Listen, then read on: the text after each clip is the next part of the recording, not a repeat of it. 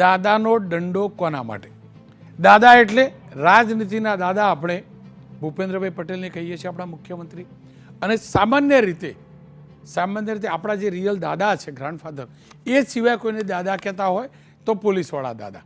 હાલ વાત દાદાની સરકારના દંડાની છે અને પોલીસવાળા દાદાની છે. અને આ બંનેની વચ્ચે આવે છે હર્ષભાઈ સંઘવી, એટલે કે દાદા સરકારમાં ગૃહ રાજ્યમંત્રી. અને એમને છેલ્લા 2-4 મહિનાની અંદર 3 નિવેદન આપ્યા છે અને વારંવાર આપ્યા છે. એટલે આજે ચર્ચા કરવી જરૂરી લાગી. એમનું એક નિવેદન એમ છે કે પોલીસવાળા દાદા પાસે દંડો ખાલી દેખાડવા માટે નથી. બીજું નિવેદન છે સરઘસ તો નીકળતું જ રહેશે. ત્રીજું નિવેદન લગભગ આ પ્રકારનું છે. ચર્ચાની શરૂઆત કરીએ પહેલાં એ 3 નિવેદન સાંભળી લઈએ. આપેલો દંડો એને જ્યાં જરૂર પડે ત્યાં છૂટથી વાપરવો જ જોઈએ. અને હું આ જાહેર મંચથી ખૂબ જવાબદારીથી કહું છું, જે ગુનેગાર જે ભાષા સમજતો હોય, જે ગુનેગારને જે ભાષા આવડતી હોય, એ ભાષાથી સમજાવી શકે એને જ પોલીસ કહેવાય. હજી એ ક્યાંય કોઈ ખૂનામાં બચી ગયું હોય, કોઈ ખૂનામાં લાગે તમને કે આ ટપોરીગીરી કરે છે, ઘરે ને ઓફિસમાં બેસવાની બદલે રોડ પર પલાઠી મારીને કોઈ ઢીંગા મસ્તી કરતું હોય તો એને બી તમે પોલીસના વરઘોડામાં જરૂરથી નજરે પડશે, એટલી હું આપને ખાતરી આપું છું.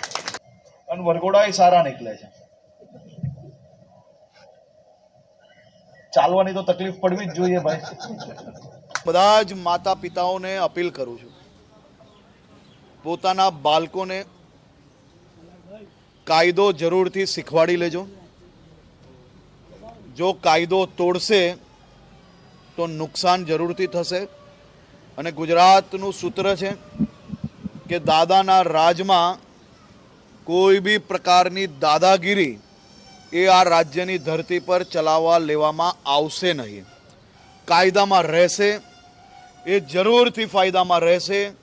આ પ્રકારની ભૂલ જો કરશો તો 7 જન્મ સુધી યાદ રહેશે. એ પ્રકારની પરિસ્થિતિ કાયદામાં રહેશે, એ જરૂરથી ફાયદામાં રહેશે.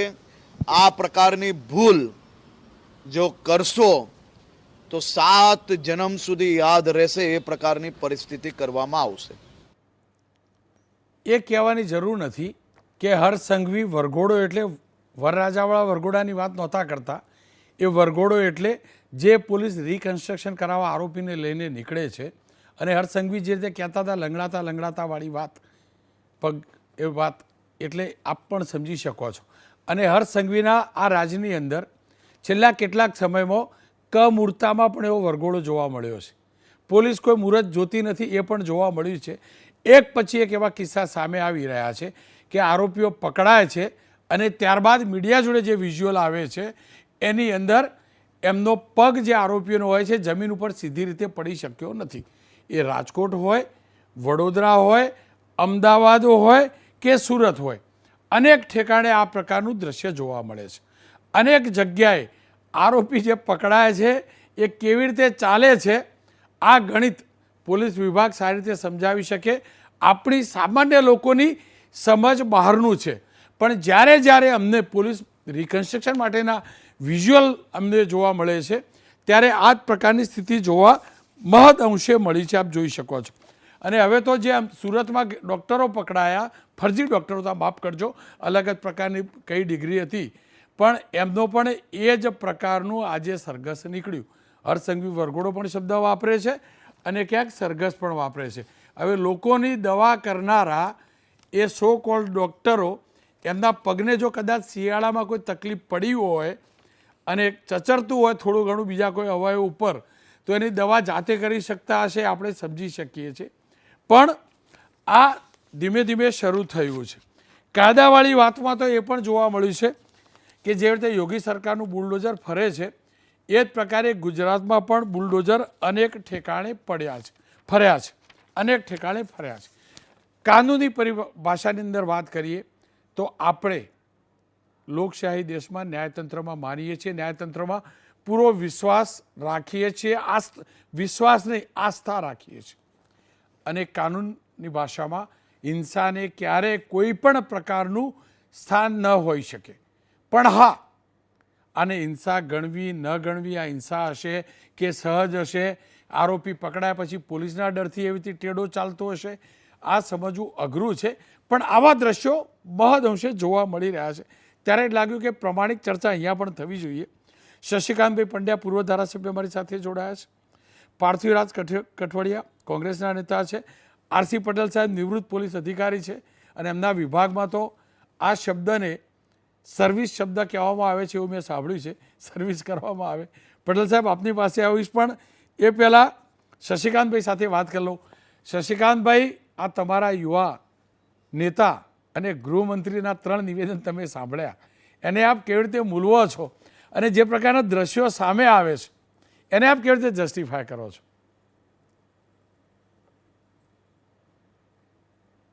રોનકભાઈ, તમે જે વાત કરી 3 પ્રકારના નિવેદનોની, હું તો સ્પષ્ટ કહીશ કે કાયદામાં રહેશો તો ફાયદામાં રહેશો. આ જે નિવેદન છે ને એ નિવેદન યોગ્ય જ છે. એનું કારણ તમને કહું. કાયદો અને વ્યવસ્થા તો હોવી ખૂબ જરૂરી છે. એક વાત, જો કાયદો લો એન્ડ ઓર્ડર આપણે પોતે જ એનો કંટ્રોલ ન કરી શકીએ તો પછી આ દેશમાં સુશાસન કે વહીવટ કરવાનો કોઈ અર્થ રહેતો નથી.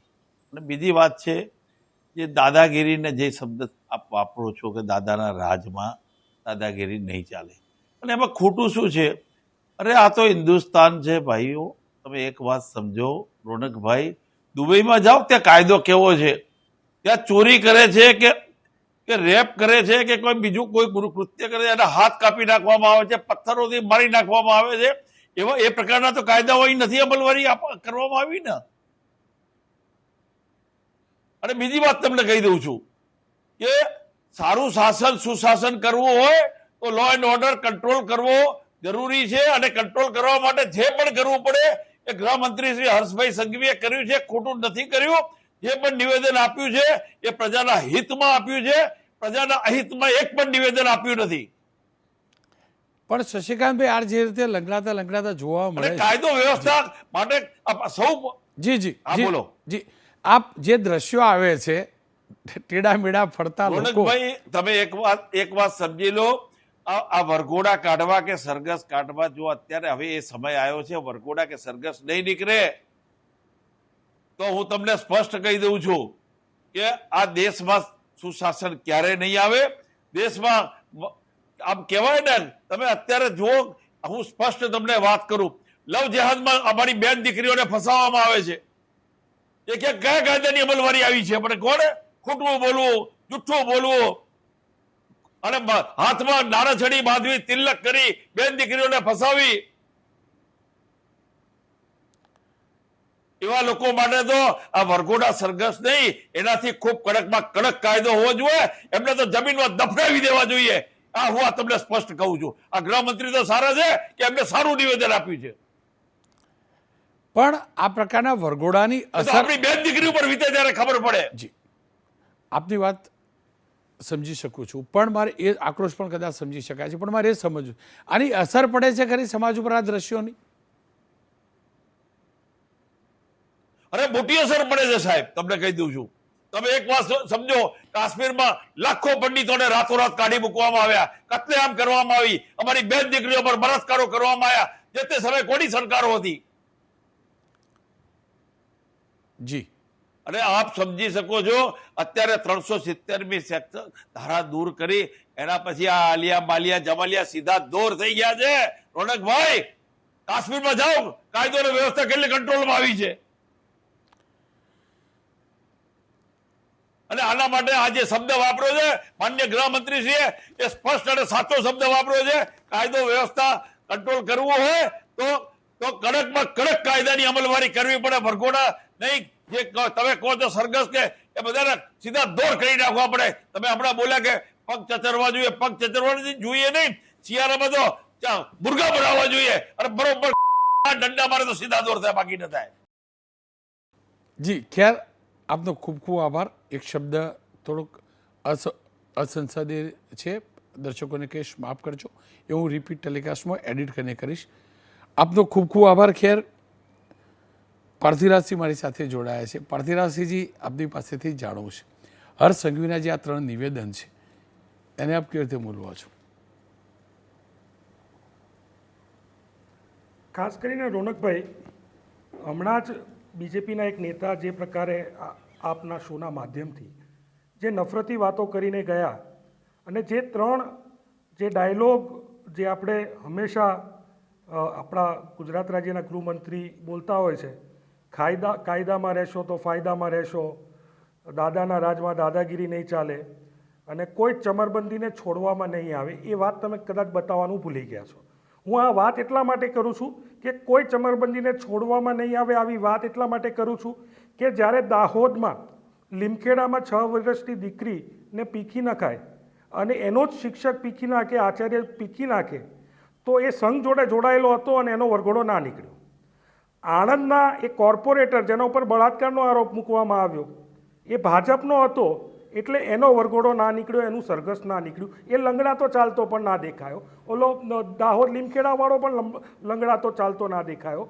વડોદરા જિલ્લામાં જે બળાત્કારની ઘટના ઘટી એમાં પણ ભાજપનો એક કાર્યકર હતો, એ પણ ક્યારે તમને લંગડાતો કે એનું પણ સરઘસ ના દેખાણું. એ જ રીતે સુરતની વાત કરીએ, એ જ રીતે મને રોનકભાઈ પ્રશ્ન થાય છે, કેમ મોરબી કાંડમાં આટલા બધા લોકો મરી ગયા હતા તો મોરબીના આરોપીના કોઈ સરઘસ ના નીકળ્યા અથવા તો એમના લંગડાતા વિડીયો ના દેખે? કેમ અમદાવાદના હાટકેશ્વરના બ્રિજના ભ્રષ્ટાચારી લોકો અથવા તો એ કંપનીવાળા છે એના કોઈ દિવસ તમને વરઘોડા ના જોવા મળ્યા કે એમને લંગડાતા ના જોવા મળ્યા? આ 122 જેટલા લોકોની મૃત્યુ થઈ ગઈ. આ ખ્યાતિ હોસ્પિટલ કાંડ જોઈ લો, તમે એક ડૉક્ટરને લંગડાતા કે એમના સરઘસ નીકળતા જોયા કે જે ખ્યાતિ હોસ્પિટલના માલિકો હતા?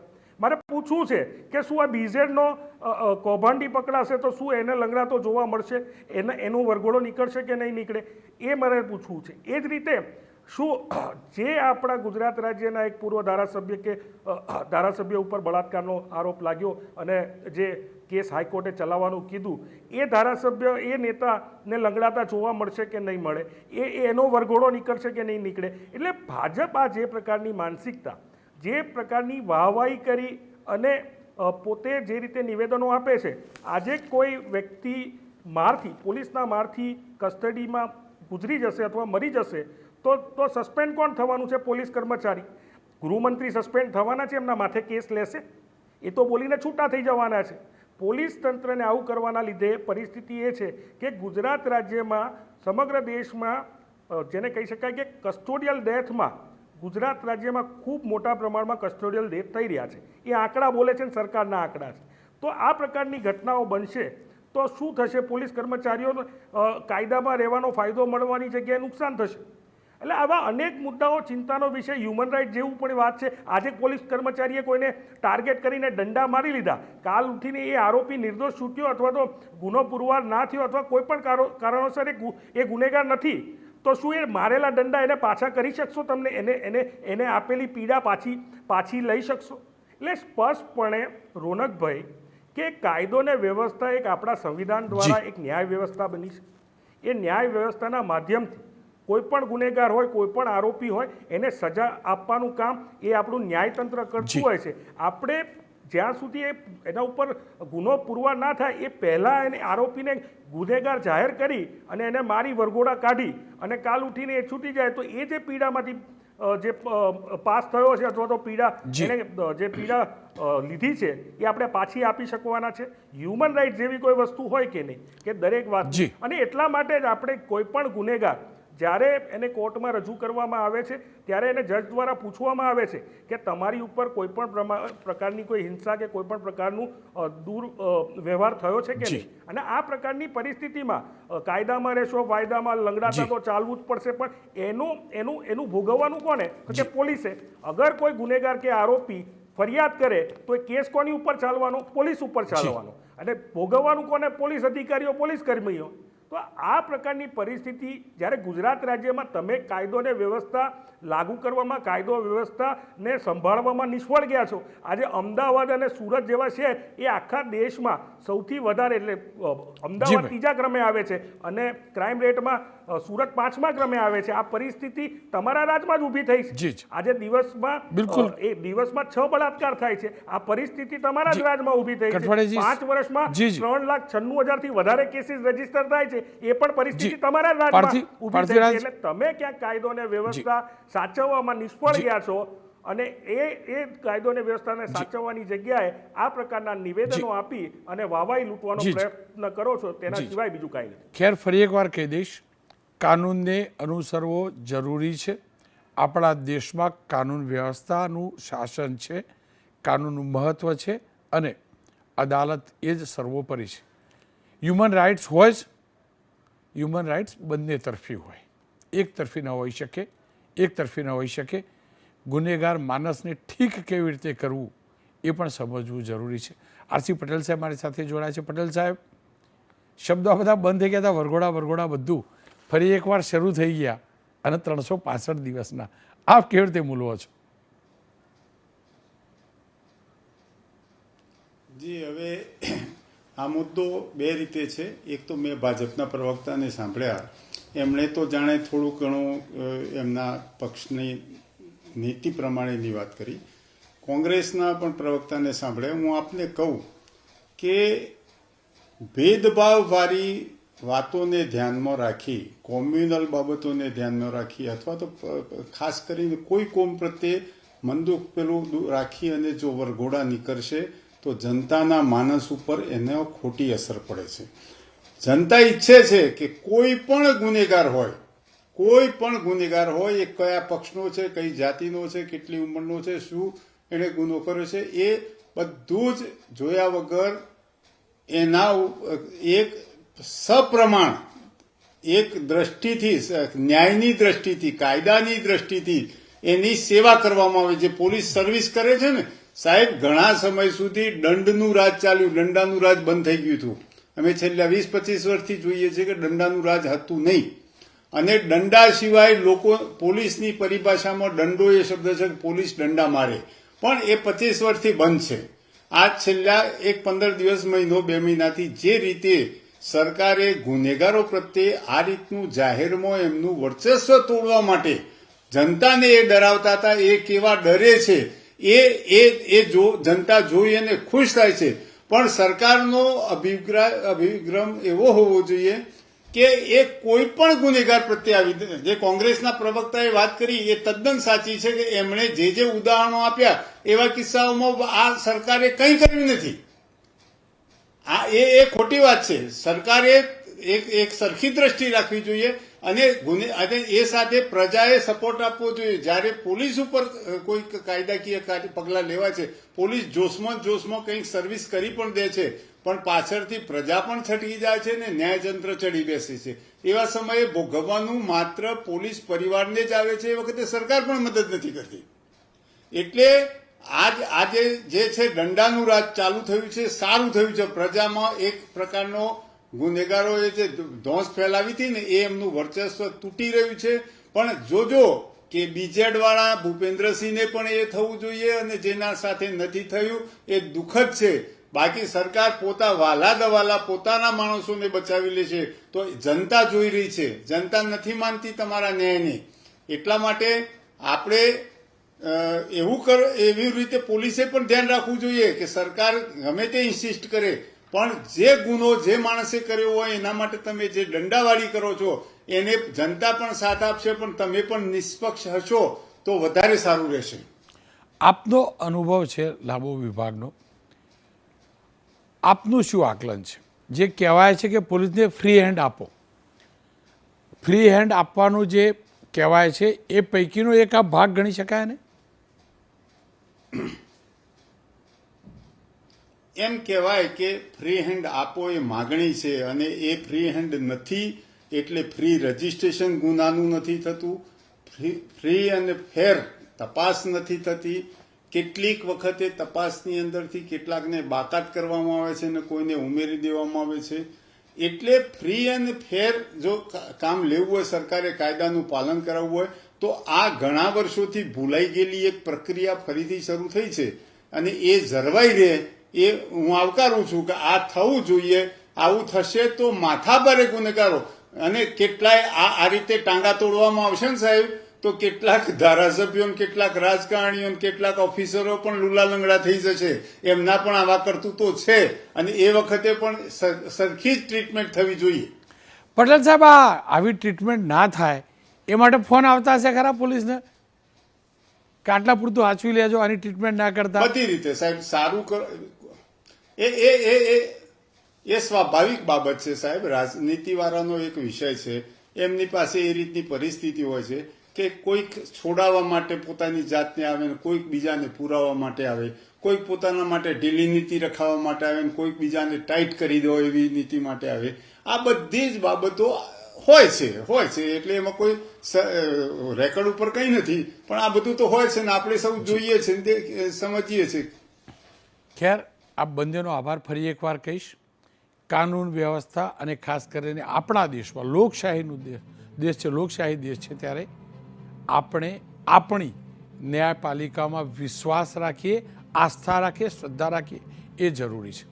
હિંસાનું સ્થાન ક્યારે ન હોઈ શકે, હિંસા કરવાવાળા માટે પણ ન હોઈ શકે અને હિંસા થકી પાઠ શીખવાને લઈને પણ ન હોઈ શકે. લાકડી એક સરખી બધે ચાલવી જોઈએ. લાકડી ચલાવવા માટે હોય, દેખાડવા માટે હોય કે પછી કાનૂનમાં લખ્યું છે એ પ્રકારે હોય, એ વિભાગ નક્કી કરે. પણ એ હકીકત છે, ગુનેગારોનો ખોફ જનમાનસમાંથી નીકળવો જરૂરી છે. એ હકીકત છે, ગુનેગારોને કાનૂનનો ખોફ હોવો જોઈએ એવું વાતાવરણ પેદા કરવું જરૂરી છે. સિક્કાની બંને બાજુ છે, સિક્કાની બંને બાજુ છે, બંને બાજુ છે. આશા રાખું સમજવાળા સમજી ગયા છે. પણ હા, ફરીથી કહીશ, કાનૂનમાં રહેશો તો ફાયદામાં રહેશો, સાચું સૂત્ર છે.